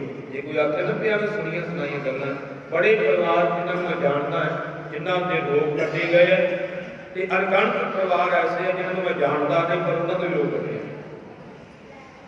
ध्यान देना। सो वाहिगुरु आप आया, ये गुरबाणी की गवाही भी है। गुरबिलास पातशाही छेवीं में वचन लिखिया कि अकाल पुरख पुर वचन प्रचारे हर गोबिंद सुनिया कर धारे। अकाल पुरख ने वचन प्रचारे ने हे हर गोबिंद जी, सो निंदा करके सुनना गुरु की वचन कहे दोहरा। तोर पिता को बद कहे मम पाछे ए भाए, सुध तुमरा तुमरे निकट मेरो तख्त बनाए। अकाल पुरख ने आख्या गुरु हरगोबिंद साहब जी को कि तुहाडे पिता को अर्जन देव पातशाह असीं ये वचन कहे सी कि तुहाडे को पिछों एक खेड वरतेगी, मैनू ये भावेगा कि सुध तुमरा तुहाडा पुत्र तुमरे निकट तुहाडे बनाए हुए हरमंदर साहब के नेड़े, तुहाडा पुत्र दरबार साहब के नेड़े मेरो तख्त बनाए। अकाल पुरख ने आख्या मेरा तख्त बनावेगा। ध्यान देना, ये वचन कहे मेरो तख्त बनाए, मेरा एक तख्त बनावेगा। अगला वचन ये क्या सी, रिथ मैं एक तख्त सवारो, मेरी पीढ़ी को अस धारो। आख्या है कि हरगोबिंद जी पहला इत्थे तख्त की रचना करो, मीरी ते पीरी दी दो तलवारां धारण करो। हरगोबिंद सो पुन बिरत अलाए, हे प्रभ लाज नाम तो मन आए। सब गुरु हरगोबिंद साहब ने बेनती की महाराज तुहानू लाज है, तुसीं सब कुछ करना है। अकाल पुरख सुन आनंद पायो, उन एक बिंद श्री मुख बात बुलायो। अकाल पुरख ने गुरु हरगोबिंद साहब के वचन सुने ते बड़े खुश होए ते फिर अपने मुख तो ये वचन कहे गुरु हरगोबिंद साहब नूं, ताते इह तख्त सवारो मेरो नाम ताहे पर धारो। इस करके एक तख्त बनाओ ते उस तख्त का नाम मेरे नाम से रखना। अकाल पुरख ने आगे ताते इह तख्त सवारो मेरो नाम ताहे पर धारो, तख्त अकाल नाम यह कीजै। अकाल पुरख ने आख्या इसका नाम रखना तख्त अकाल, अकाल का तख्त, तख्त अकाल नाम यह कीजै, ताहि बैठ पित बदला लीजै। ਇਹਦਾ नाम अकाल तख्त रखो ते इस तख्त ते बैठ करके अपने पिता का दुष्टां तो बदला लेना। अकाल पुरख ने बदल दिया, ध्यान दिओ बदला तख्त अकाल इह नाम सो कीजै, ताहि बैठ पित बदला लीजै। मीरी पीरी आस को धारो, धरा भार सब दूर निवारो। मीरी ते पीरी दी दो किरपाना धार करके धरती ते जो दुष्टां ने भार पाया है उन्हां दुष्टां का नाश करके धरती का भार दूर करो। आस कहे प्रभ भय अंतर ध्याना, तब सब कह तब सब नैन मन विस्मय ठाना। कहते ऐसे वचन कह करके प्रभु जी अकाल पुरख अंतर ध्यान हो गए तो सारे हैरान। तख्त की रचना की गुरु हरगोबिंद साहब जी ने। एक गुरु प्यार वालियो, तख्त की रचना कर लगे पातशाह ने किसी मिस्त्री नहीं लाया, तख्त आप बनाया गुरु हरगोबिंद साहब ने, क्योंकि अकाल का तख्त ते अकाल पुरख ने हुक्म कीता सी कि तुसीं आप सवारना है, आप बनाना है। इतिहासकार वचन लिखते ने किसू राज नहीं हाथ लगायो, बुढ़े और प्रताप बनायो। कहते किसी राज मिस्त्री ने हाथ नहीं लाया, राजदार था राज मिस्त्री, इट्टा लाने वाले राज मिस्त्री कहते, किसी मिस्त्री ने हाथ नहीं लाया। धन गुरु हरगोबिंद साहब जी ने बाबा बुढ़ा जी से भाई गुरदास जी नाल लैके बनाया है। भाई गुरदास जी चूना तैयार करके लियाते हैं, बाबा बुढ़ा जी इट्टा बनाते हैं तो गुरु हरगोबिंद साहब आप अकाल तख्त की रचना करते हैं। अपने हथी अकाल तख्त की साधना की है। दिल्ली के तख्त नालों श्री अकाल तख्त 4 फुट उच्चा रखा है। ये अकाल का तख्त है, किसी राजे के तख्त के बराबर नहीं, वो उच्चा है। तख्त की रचना तो बाद गुरु हरगोबिंद साहब ने मीरी ते पीरी दी 2 तलवारां धारण कीतियां। बाबा बुढ़ा साहब जी ने यह मर्यादा निभाई। कई अनजान प्रचारक वो ये गल कह लगे कि बाबा बुढ़ा जी कृपान पाउन लगे तो पुठे पासे पा दी सी। मारे कहते ये की कीता बाबा जी, दूजे पासे पैनी सी। बाबा बुढ़ा जी लाउन लगे तो मारे कहते नहीं नहीं हुण नहीं लाउणी, दूजे पासे एक होर पा दे। किड्डी हासो की गल। बाबा बुढ़ा जी ऐसा नहीं भुल कर सकते सन। हालांकि इतिहास दस रहा कि अकाल पुरख खुद कह रहा कि मीरी ते पीरी दी 2 तलवारां धारण। साडा इतिहास दसदा है कि जो बाबा बुढ़ा जी ने वचन कीते माता गंगा जी ने उन्होंने वचन कहे सी कि वह मीरी ते पीरी का मालक होगा। जो बाबा बुढ़ा जी ने पहले कहा कि मीरी पीरी का मालक होगा, फिर उन्होंने कहता भुलेखा ध्यान देना। नाले भुलेखा वो खा सकता जिन्हें कृपान कदे पाई ना हुए। बाबा बुढ़ा साहब जी ने आप कृपान पा के रखते सन। अज भी श्री अकाल तख्त साहब बाबा बुढ़ा साहब जी ने 3 फुटे कृपान पाई सुभाईमान थे। रह रात के बाद अकाल तख्त साहब ने बाबा बुढ़ा जी की कृपान के दर्शन करवाए जाते, नाले दसिया जाता है कि बाबा बुढ़ा साहब जी की कृपान कृपान का पाते सी तां ही बोल रखी सी। ध्यान दे इतिहास पढ़ोगे कि गुरु हरगोबिंद साहब ने गुरमुखी विद्या बाबा बुढ़ा जी ने पढ़ाई है। कृपान की शस्त्रां की विद्या जी बाबा बुढ़ा जी ने सिखाई है।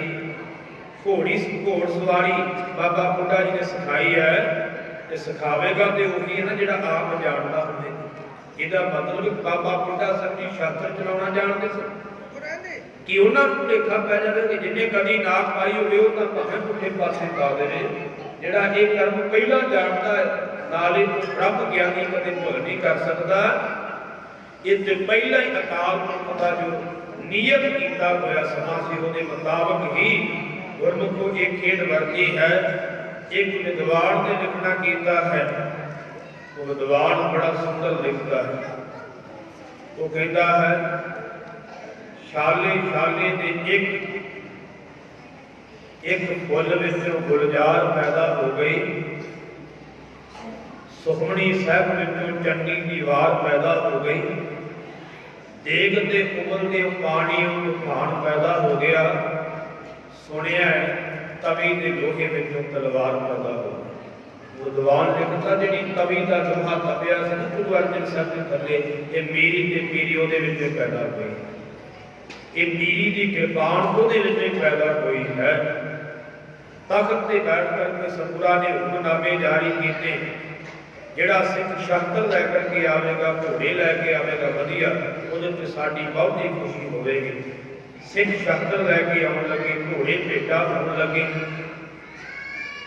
जवानियां भेटा होण लगियां, माँ बाप अपने पुत्रा गुरु हरगोबिंद साहब की फौज में भर्ती कर लगे, फौज बदल लगे, शस्त्र विद्या का अभ्यास होने लगा, बादशाह शिकार करने जाते हैं।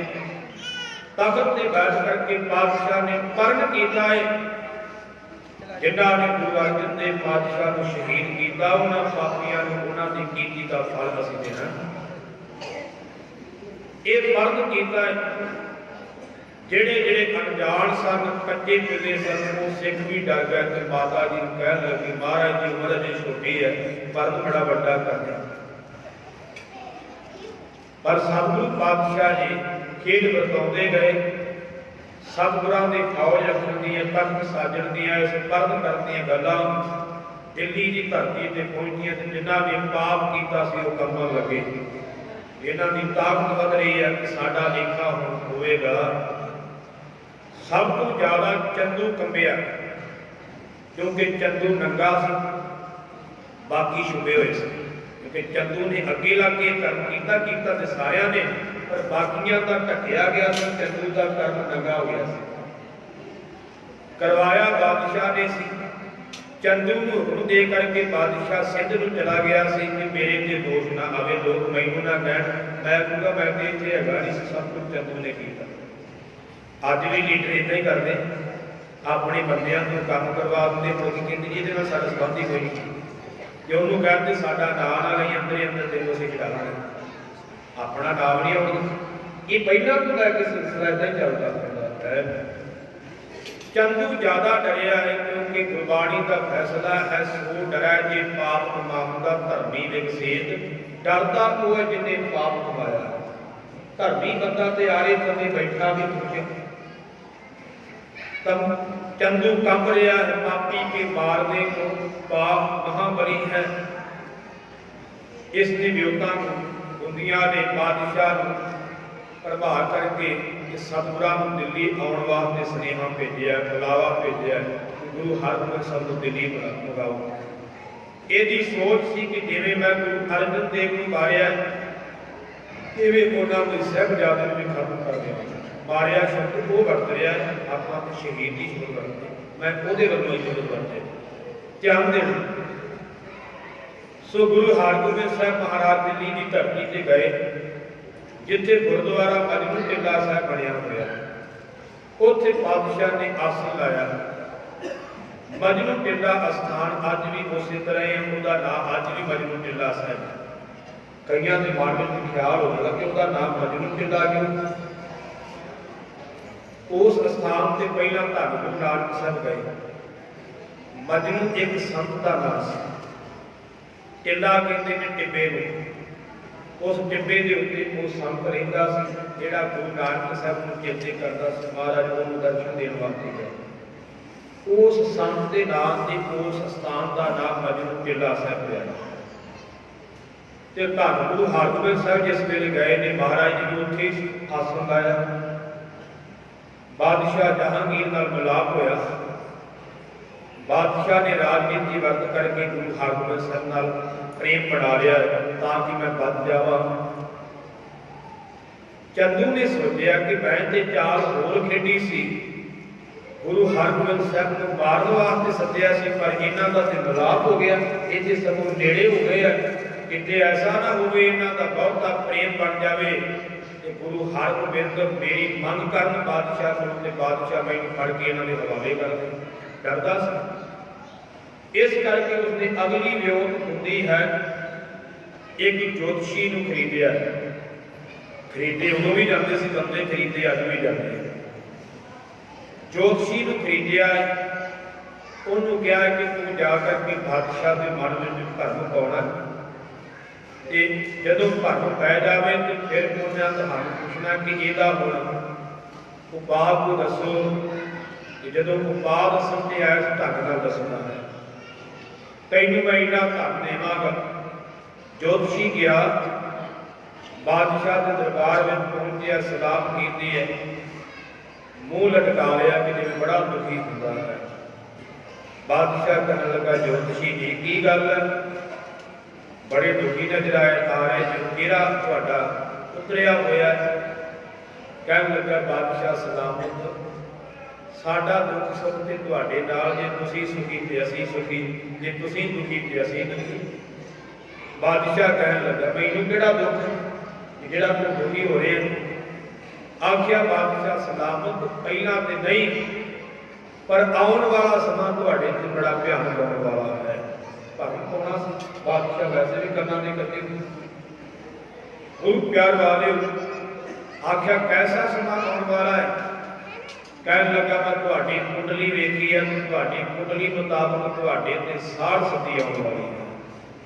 ये सब तो बड़ा भरम ज्योतिषियों का है 60 सदी। ये बारे विद्वाना ने लिखा है कि 7.5 घड़ियां की दशा देंगे जी बड़ी दुखदाई है, नहीं बनाई उन्होंने 7.5 दिनों की या 7.5 महीनों की कई लिखी।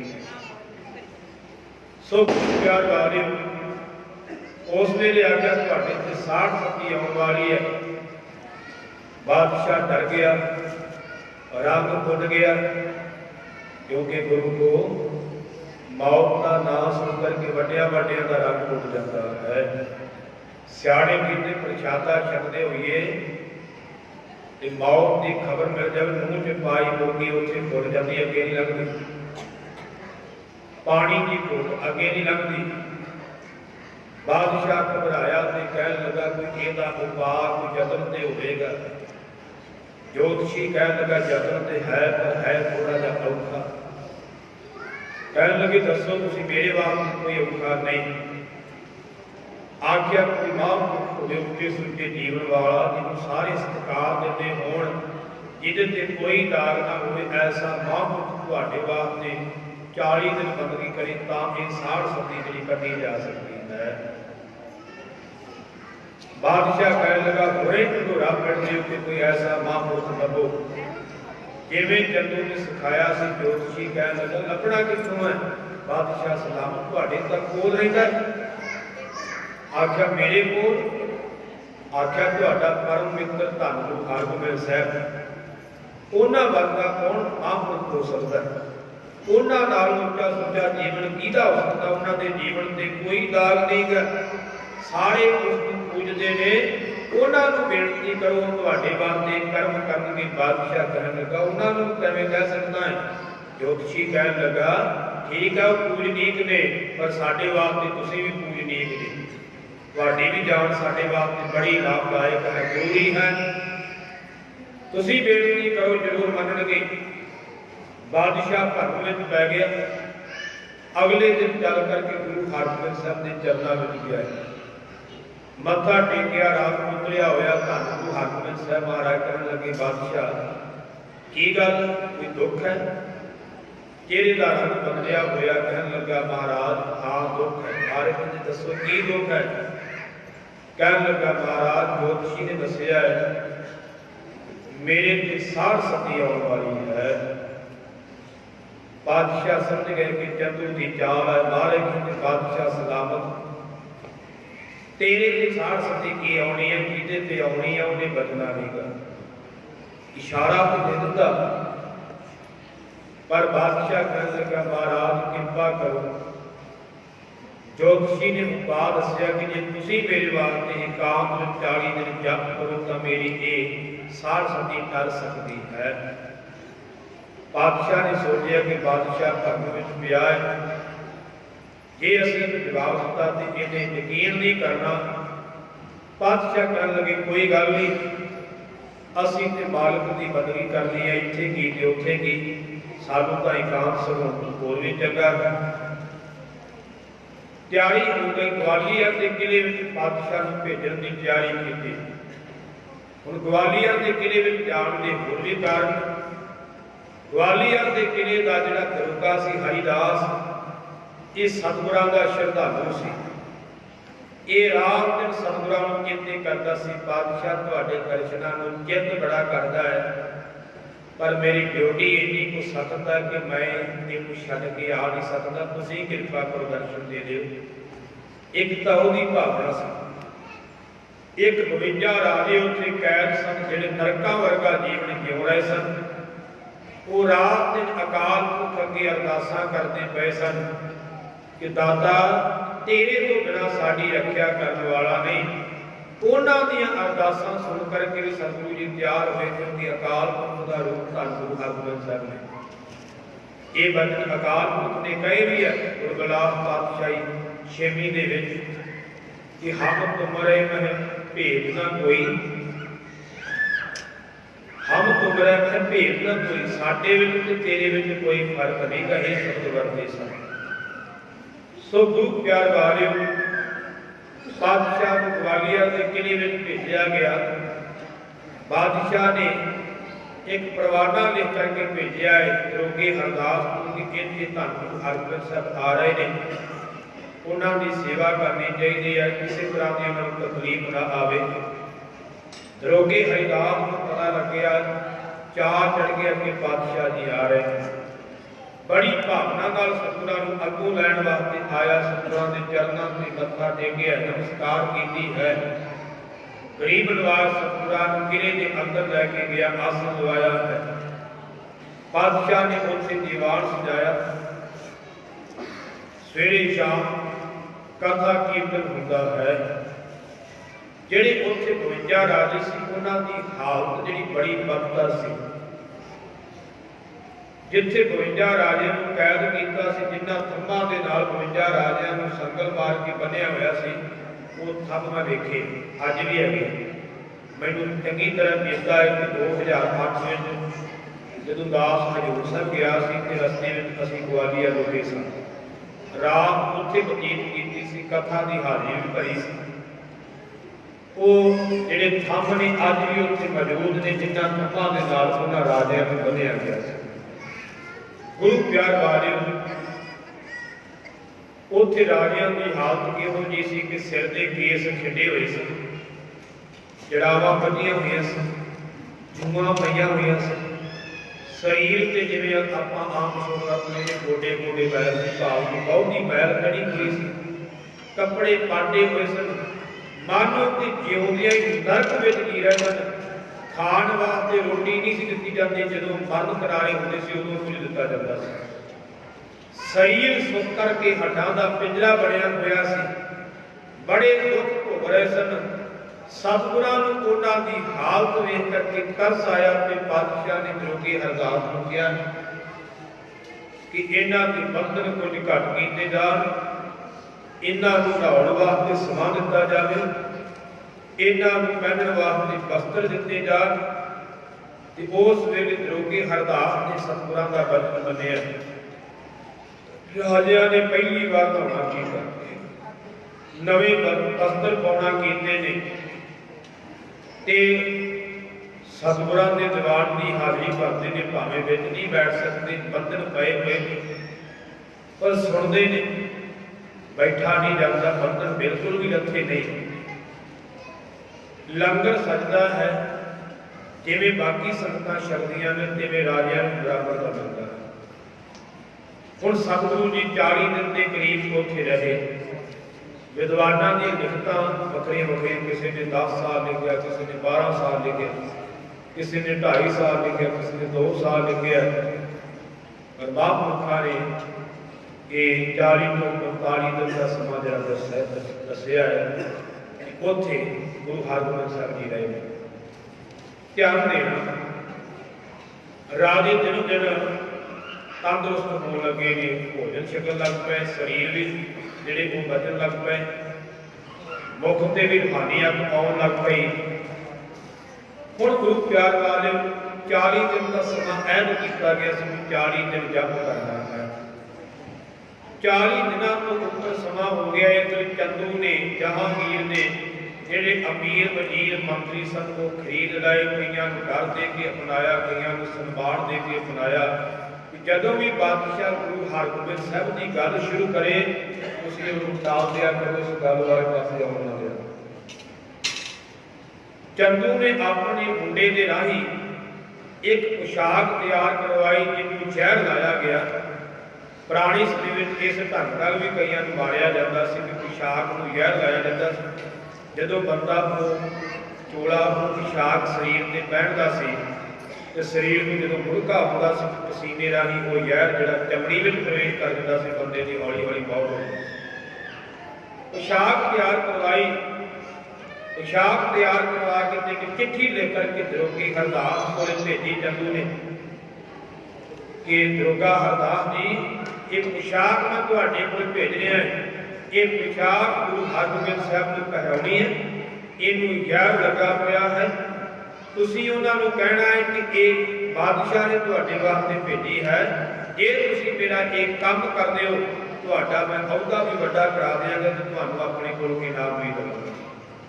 ਹੁਣ ਦਰੋਗਾ ਹਰਦਾਸ ਸਤਿਗੁਰਾਂ ਦਾ ਸ਼ਰਧਾਲੂ ਸੀ। ਜਦੋਂ ਉਹਨੇ ਚਿੱਠੀ ਪੜ੍ਹੀ ਬੜਾ ਦੁਖੀ ਹੋਇਆ, ਭੱਜ ਕੇ ਸਤਿਗੁਰਾਂ ਦੇ ਕੋਲ ਆਇਆ, ਕਹਿਣ ਲੱਗਾ ਮਹਾਰਾਜ ਕੋਈ ਤੁਹਾਨੂੰ ਜਪ ਕਰਨ ਵਾਸਤੇ ਨਹੀਂ ਭੇਜਿਆ, ਸਾਰੀ ਚੰਦੂ ਦੀ ਚਾਲ ਤੁਹਾਨੂੰ ਮਾਰਨ ਵਾਸਤੇ ਭੇਜਿਆ ਹੈ।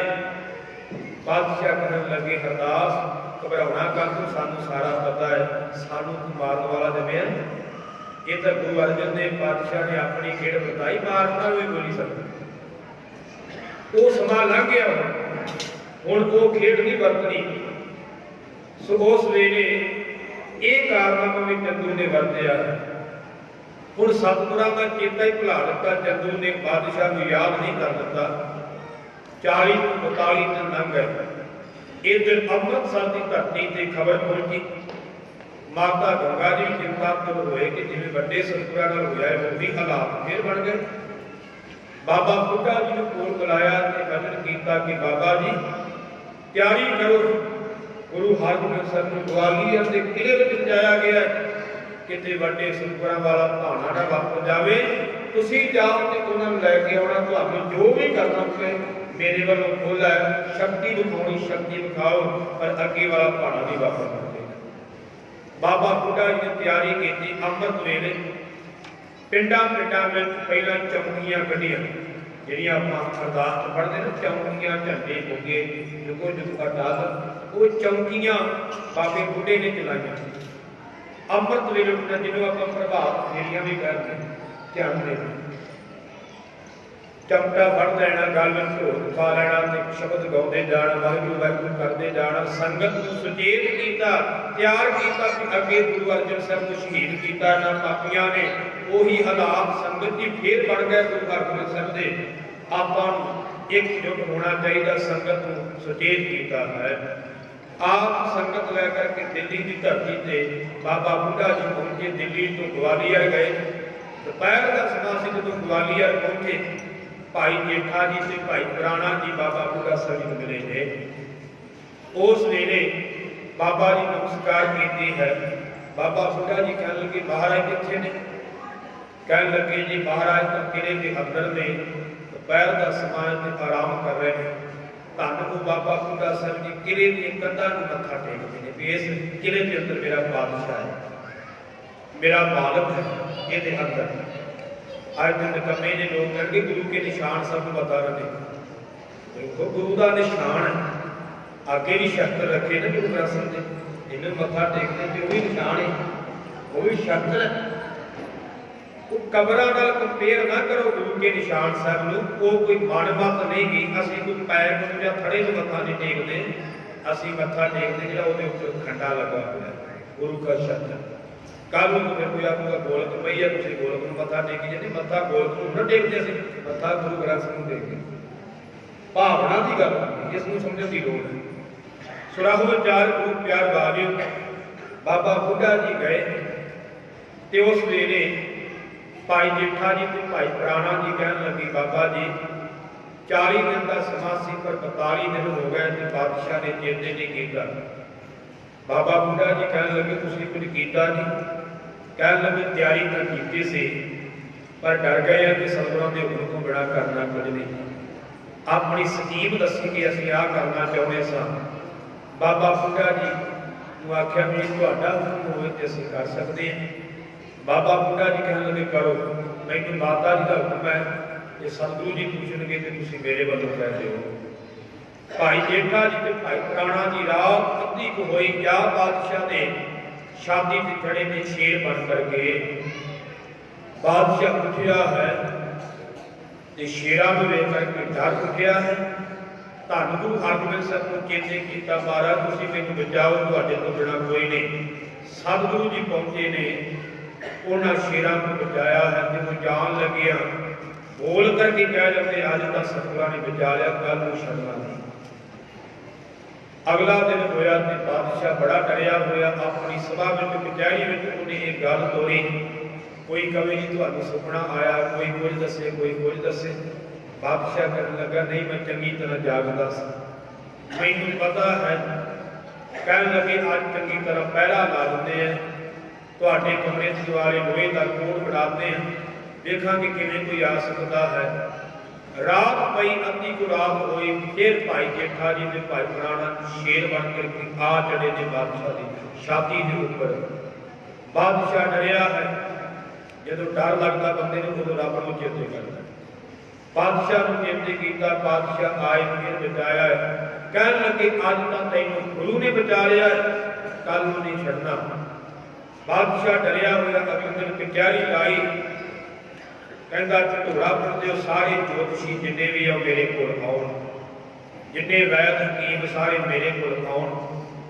भाई जेठा जी फिर ज्योतिषी बन करके आए ने बादशाह के दरबार में बड़े महंगे कपड़े पाए ने सारे झुक झुक सलामा करते हैं। बादशाह के कोल आए तो बादशाह ने अपनी बाह की है अगे कि मैनूं की रोग है की ये घटना दसो। भाई जेठा जी कहन लगे मैं किसी कच्चे पुजे गुरु का शागिर्द नहीं गा, मैं पूरे गुरु का शागिर्द हाँ। मैं पक्का ज्योतिषी हाँ नकली ज्योतिषी नहीं गा।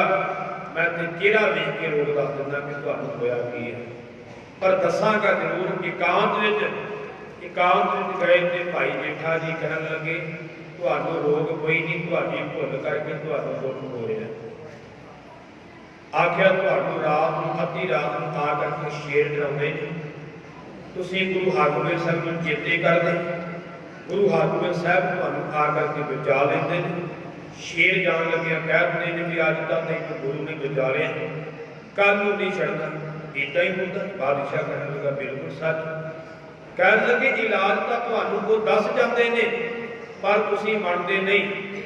तुसीं गुरु हरगोबिंद नूं 40 दिनां वास्ते ग्वालियर दे किले विच भेजिया सी हुण तुसीं चेता भुला दित्ता है इस करके तुसीं दुखी हो रहे हो।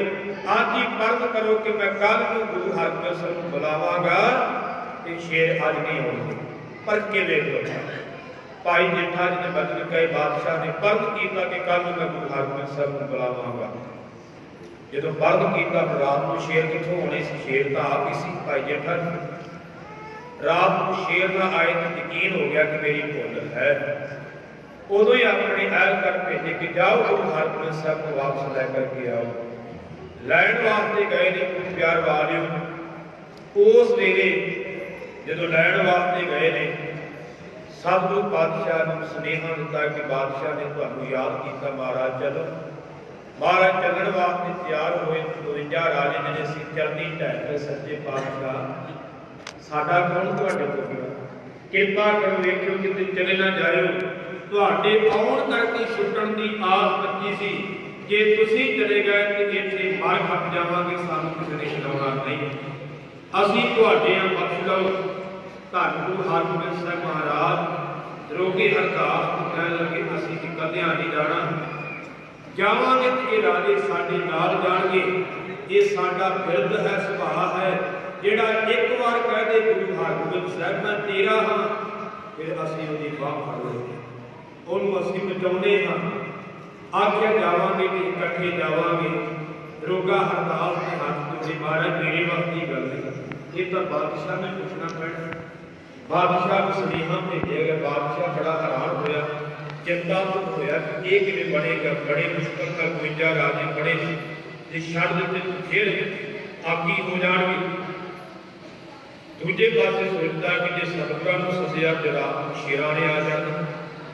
डर दोनों पासे राजनीति वरती है। कहन लगा सतगुरां नूं कहो जिन्ने राजे तुहाडे चोले दीआं कलियां नूं फड़ के बाहर आ जाण, पौंदे रिहा कर दिंदे आ, बाकी जिहड़े उत्थे रह गए।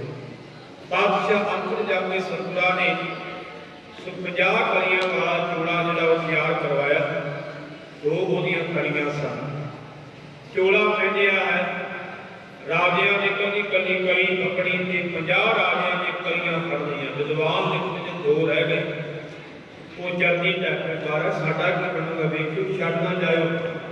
बादशाह ने अगले पासे चोला खोल दिता, कलियां कहन लगे तुसीं आ कलियां फड़ लो। बादशाह जी ग्वालियर के किले चों बाहर आए, 52 राजियां नूं रिहा करके बाहर लिआंदा है। संगतां ने फुल्लां दी वर्खा कीती, बादशाह का मेल होया है। बादशाह वचन ते बड़े ने पर समा नहीं। बादशाह को कहा कि साडा दोषी साडे हवाले करो। चंदू को बादशाह ने सतगुरां दे हवाले कीता। चंदू के गल विच फटा पाया कुत्ते वाला, रस्सी पाई है, नग विच नकेल पाई है। सतगुरु जी लै करके तुरे पहला भजन जिला लैके आए ने। सिखां को कीता जिहड़ा साडा सिख है, ਇਹਦੇ सिर में दुख भर करके मिट्टी के सुआह के पावे के नाले 5 छिंदर मारे। ਉਹਦੇ सिर में सुआह भी पाई गई, मिट्टी पाई गई, छिंदर मारे गए, पग ला के उसकी मुश्किल बदियां हुई ने। सो गुरु प्यार वालिओ, उस वेले कुत्तियां के नाल खाण भोजन दिता जाता है। कुत्तियां वांग मारदियां होइआं ने आंदा लाहौर की धरती से लैके आए बादशाह जी लाहौर की गली गली में फेरिया ताकि लोगों को पता लगे जिन्हें गुरु अर्जन साहब को शहीद किया है उसका अज की हाल होया है। जिथे गुरु अर्जन साहब को शहीद किया गया उथे लैकर के आए ने, उथे पुजते भतीजे को सद्या है, ਉਹਦੇ को सिर में तत्ती रेता पवाई उस तरह। फिर पुजते भतीजे को उस वेले गुस्सा चढ़िया कि इन्हें मेरे को बड़ा बड़ा पाप करवाया, मैंने करते करना पिया। उन्हें कड़छा मारिया ढिड में, आंखा बाहर कर दित्तियां ते चंदू की मौत हो गई। उदों बादशाह जी अमृतसर आउंदे ने। इधर बाबा बुड्ढा जी अमृतसर पहुंच चुके सन। इन्हां ने संगत को कह करके सतगुरां दे आउण ते सो घिओ दे दीवे बाल करके रोशनी की सन्मान किया है। दिवाली वाले दिन एक घटना वापरी, इस करके बंदी छोड़ दिवस जिहड़ा है वो दिवाली वाले दिन जिहड़ा मनाया जाता है। भाई गुरदास जी ने बचन लिखिया सतगुर बंदी छोड़ है, जीवन मुक्त करा तू नीड़ा, गुरमुख मन अतीज पतीड़ा। सब तू बंधना तो रहत करने वाला है। 52 राजियां नूं बंधना तो रहत कीता जिन्हां नूं आस नहीं सी कि असीं बच जावांगे। सो ये है बंदी छोड़ दिवस का इतिहास। अरदास करिए कि सतगुरु जी साडे ते किरपा करो, सानूं बंधना तो रहत करो। समूहियां संगतां नूं सतगुरां दे पावन दिहाड़े दियां बंदी छोड़ दिहाड़े दी लख लख बधाइयां होण। ते दूजा दिहाड़ा है दिवाली का, जो हिंदू भी मनाउंदे ने उन्हां नूं मुबारक है। जदों रामचंद्र जी 14 साल का बनवास कट करके अयोध्या पुरी आए ते अपने रहबर के सन्मान विच उन्हां दे भी दीवे जगा करके उन्हां दा सन्मान कीता। गुरु किसी के धर्म से बेकू ना करो, वो अपने ढंग नाल मनाओ, आप अपने ढंग नाल रल मिल के मनाइए, नफरत ना पैदा करिए ताकि असीं अपने दिहाड़े मना लईए, वो अपना दिहाड़ा मना लेना। कोई ये पहला तो वैसे दिवाली भी मनाई जाती है, समा नहींगा। भाई मणि सिंह ने दीपमाला का मेला करवाना सी, जदों भाई मणि सिंह ने पकड़िया, इतिहास पढ़ के देखो। सो गुरु प्यार वाले हुक्मनामे कलगीधर पातशाह के हत्थों के दस्तखत किए आगे मिलते हैं, जिस पातशाह ने आनंदपुर संगतां नूं दिवाली के मेले में सद्या। ਦੀਵਾਲੀ ਗੁਰੂ ਘਰ ਵਿੱਚ ਮਨਾਈ ਜਾਂਦੀ ਰਹੀ ਸੀ, ਪਰ ਮਨਾਉਣ ਦਾ ਢੰਗ ਹੋਰ ਸੀ। ਇਕੱਲੇ ਦੀਵੇ ਨਹੀਂ ਸੀ ਜਗਾਏ ਜਾਂਦੇ, ਗੁਰੂ ਪਾਤਸ਼ਾਹ ਦੀ ਅੰਮ੍ਰਿਤ ਸ਼ਬਦ ਦਾ ਦੀਵਾ ਬਣਿਆ ਸੀ। ਧਿਆਨ ਦੇਣਾ, ਅੱਜ ਅਸੀਂ ਦੀਵੇ ਬੜੇ ਬਾਲਦੇ ਹਾਂ। ਮੈਂ ਅਖੀਰਲਾ ਬਚਨ ਕਹਿਣਾ, ਭਾਈ ਗੁਰਦਾਸ ਜੀ ਕਹਿੰਦੇ ਦੀਵਾਲੀ ਦੀ ਰਾਤ ਦੀਵੇ ਬਾਲੀਆਂ।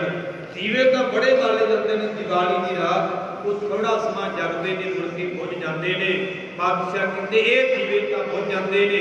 ਸਿੱਖਾ, ਜਦੋਂ ਆਪਣੇ ਅੰਦਰ ਤੂੰ ਗੁਰਬਾਣੀ ਦਾ ਦੀਪਕ, ਸ਼ਬਦ ਦਾ ਦੀਪਕ ਜਗਾਵੇਗਾ, ਉਹ ਕਦੇ ਬੁਝੇਗਾ ਨਹੀਂ, ਤੇਰੇ ਅੰਦਰ ਦੇ ਹਨੇਰੇ ਨੂੰ ਦੂਰ ਕਰੇਗਾ।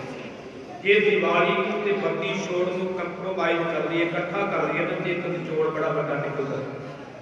ਪਾਤਸ਼ਾਹ ਕਹਿੰਦੇ ਦੀਵਾ ਮੇਰਾ ਏਕ ਨਾਮ, ਦੁੱਖ ਵਿੱਚ ਪਾਇਆ ਤੇਲ, ਉਨ ਚਾਨਣ ਉਹ ਸੁਰਖਿਆ, ਤੁਕਾ ਜਪ ਸਿਓ ਮੇਲ।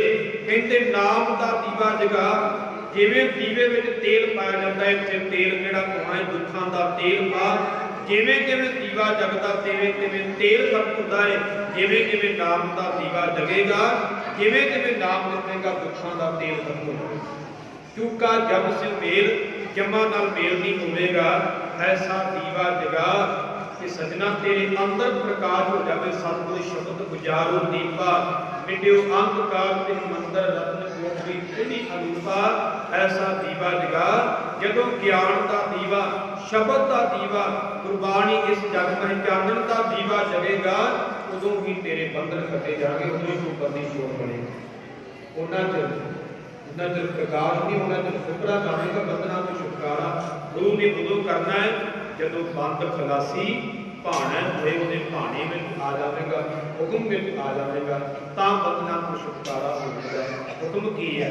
ਸਭ ਸਿੱਖਣ ਕੋ ਹੁਕਮ ਹੈ, ਗੁਰੂ ਮਾਨਿਓ ਗ੍ਰੰਥ ਧੰਨ ਗੁਰੂ ਗ੍ਰੰਥ ਤੇ ਲੜ ਲੱਗ ਜਾਈਏ, ਬਾਕੀਆਂ ਦਾ ਖਹਿੜਾ ਛੱਡੀਏ, ਤਾਂ ਬੰਧਨਾਂ ਤੋਂ ਰਹਿਤ ਹੋਵੇਗਾ। ਸੋ ਇਤਨੀ ਸੇਵਾ ਪ੍ਰਵਾਨ ਕਰਿਓ, ਗੁਰੂ ਕਿਰਪਾ ਕਰੇ ਸਾਨੂੰ ਮੱਤ ਆ ਜਾਵੇ। ਅਸੀਂ ਕੇਵਲ ਬਾਹਰ ਦੇ ਦੀਵੇ ਨਾ ਜਗਾਈਏ, ਅਸੀਂ ਸਗੋਂ ਮਿੱਥ ਕੇ ਪਾਪ ਨਾ ਕਰੀਏ। ਮੈਂ ਕੇਵਲ ਸੋਚਦਾ ਹੁੰਦਾ ਦੀਵਾਲੀ ਵਾਲਾ ਦਿਨ ਮਨਾਇਆ ਜਾਂਦਾ ਹੈ, ਕਿਧਰੇ ਮੁਰਗੇ ਵੰਡੇ ਜਾਂਦੇ, ਕਿਧਰੇ ਸ਼ਰਾਬਾਂ, ਕਿਧਰੇ ਬੱਕਰੇ, ਪਾਪ ਕਰਕੇ ਮਨਾਉਣਾ ਨਹੀਂ, ਬੰਦੀ ਛੋੜ ਦਿਵਸ ਤਾਂ ਮਨਾਉਣਾ ਸੀ, ਬਾਣੀ ਪੜ੍ਹ ਕੇ, ਸਿਮਰਨ ਕਰਕੇ, ਤਾਂ ਕਿ ਸਾਡੇ ਪਾਪ ਕੱਟੇ ਜਾਣ। ਸਗੋਂ ਅਸੀਂ ਹੋਰ ਪਾਪ ਕਰਕੇ ਸਿਰ ਤੇ ਪਾਪ ਲਾ ਲੈਂਦੇ ਹਾਂ। ਐਸਾ ਕੰਮ ਸਿੱਖ ਨਹੀਂ ਕਰਨਾ। ਗੁਰੂ ਕਿਰਪਾ ਕਰੇ ਸਾਨੂੰ ਮੱਤ ਆ ਜਾਵੇ, ਅਸੀਂ ਵਿਸ਼ਵਾਸ ਸਕੀਏ। ਇਤਨੀ ਸੇਵਾ ਪ੍ਰਵਾਨ ਕਰਿਓ। ਆਓ ਗੁਰਬਾਣੀ ਕੀਰਤਨ ਸਰਵਣ ਕਰਦੇ ਹਾਂ, ਭੁੱਲਾਂ ਦੀ ਖਾਂ ਬਖਸ਼ਿਓ। ਵਾਹਿਗੁਰੂ ਜੀ ਕਾ ਖਾਲਸਾ, ਵਾਹਿਗੁਰੂ ਜੀ ਕੀ ਫਤਿਹ।